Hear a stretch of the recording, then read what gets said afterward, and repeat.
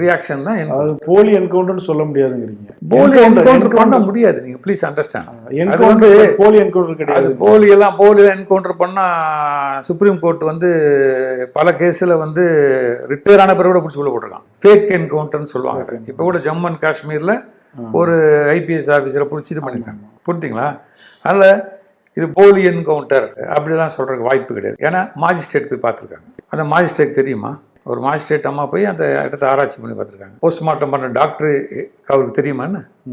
அவர் மேலே பல ஒரு குற்றவாளியோட மனசு வந்து, ஒரு குற்றம் செய்தவனோட மனசு வந்து, ஒரு குற்றம் செய்து பணம் சம்பாதிக்கிறவனுடைய மனது வந்து என்றைக்குமே அதை நோக்கி தான் செஞ்சுட்டு இருக்கும். அது வந்து சின்ன குற்றமானாலும் சரி, மிகப்பெரிய குற்றமான கிரிமினாலஜி தேரி தான். ஒரு முறை குற்றச்செயலில் ஈடுபட்டு விட்டால் திருந்துவது என்பது 0.1% தான். அதுலேருந்து என்ன பண்ணுறாங்க போலீஸில் ஒரு ட்ரீ ஃபார்ம் பண்ணுறாங்க.